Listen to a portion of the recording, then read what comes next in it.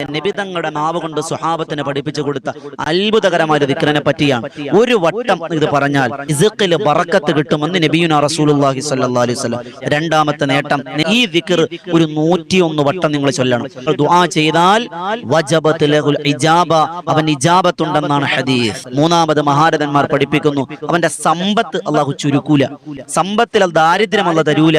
അതുപോലെ നാലാമത്തത്, ഒരു വട്ടം പറഞ്ഞാൽ, ഒരൊറ്റ വട്ടം പറഞ്ഞാൽ 100 വട്ടം 200 വട്ടം ഒന്നും പറയണ്ട, ഒരു വട്ടം ചൊല്ലിയാൽ 99 രോഗങ്ങളുടെ ശമനം എന്നാണ്. അഞ്ചാമത്തെ നേട്ടം, അള്ളാഹു തന്ന അനുഗ്രഹം നിലനിൽക്കുന്ന. ആറാമത്തത് മഹാരഥന്മാർ രേഖപ്പെടുത്തുന്നു, ചെറു പാപങ്ങൾ അല്ലാഹു പുറത്തു തരും. നമ്മുടെ ചെറു പാപങ്ങൾ പൊറുക്കാൻ ഈ ദിക്ർ മതിയായതാണ്. ഏഴാമത്തത്, സിഹിറുകൾ, കണ്ണേറുകൾ, വിളിദോഷങ്ങൾ, പ്രാക്കുകൾ, ഇതൊക്കെ നമുക്ക് രക്ഷയാണ് ഈ ദിക്ർ.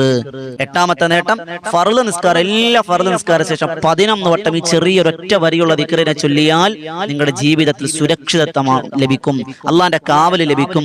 അതുപോലെ 9ാമത്തെ നേട്ടം മഹാരഥന്മാർ രേഖപ്പെടുത്തുന്നു, വീട്ടിൽ നിന്നിറങ്ങുമ്പോൾ ഈ ദിക്ർ ഒരു വട്ടം പറഞ്ഞാൽ തിരിച്ചു വരുന്നത് വരെ നിങ്ങൾ അല്ലാഹു സംരക്ഷണത്തിലായിരിക്കുമെന്ന് നബിയുനാ റസൂലുള്ളാഹി സ്വല്ലല്ലാഹു അലൈഹി വസല്ലം. അതുപോലെ 10ാമത്തെ നേട്ടം മഹാരഥന്മാർ രേഖപ്പെടുത്തുന്നു, സ്വർഗ്ഗത്തിലെ നിധികളിൽപ്പെട്ടതാണെന്ന് നബിയുനാ റസൂലുള്ളാഹി സ്വല്ലല്ലാഹു അലൈഹി വസല്ലം. സും മിൻ കുനൂസിൽ ജന്ന, സ്വർഗീയ നിധികളിൽപ്പെട്ടതാണ്. 12ാമത്തത്, നമ്മുടെ ജീവിതത്തിന്റെ ഏറ്റവും വലിയ പ്രശ്നമാണ് ടെൻഷൻ മാറണോ? ഈ ദിക്ർ നിങ്ങൾ പതിവാക്കിക്കോ. മഞ്ഞുരുകുന്നത് പോലെ നിങ്ങളുടെ മാനസിക ഡിപ്രഷനുകൾ അള്ളാഹു മാറ്റിത്തരുമെന്ന് നബി തങ്ങളുടെ വാക്കാണ്, തെറ്റൂല. അള്ളാഹു കബൂലാക്കി അനുഗ്രഹിക്കുമാറാകട്ടെ.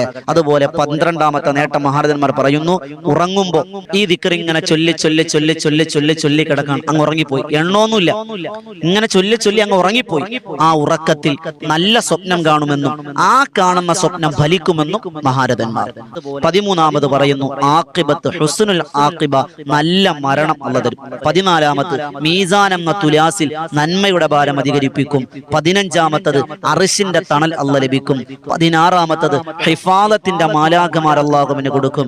17ാമത്തത്, അല്ലാഹുവിന്റെ അതിഥിയായി പ്രത്യേക പരിഗണന കിട്ടിക്കൊണ്ട് മഹ്ശറയിലും മീസാനിലും സിറാത്തിലും എല്ലാം അല്ലാഹുവിനെ പരിരക്ഷ കൊടുക്കുമെന്ന് നബിയുനാ റസൂലുള്ളാഹി സ്വല്ലല്ലാഹു അലൈഹി വസല്ലം. ഏതാണ്? ലാ ഹൗല വലാ ഖുവത ഇല്ലാ ബില്ലാഹിൽ അലിയിൽ അലീം. നബി തങ്ങളുടെ നാവ് കൊണ്ട് സ്വഹാബത്തിനെ പഠിപ്പിച്ചു കൊടുത്ത അത്ഭുതകരമായ ദിക്റിനെ പറ്റിയാണ്. ഒരു വട്ടം ഇത് പറഞ്ഞാൽ റിസ്ഖിൽ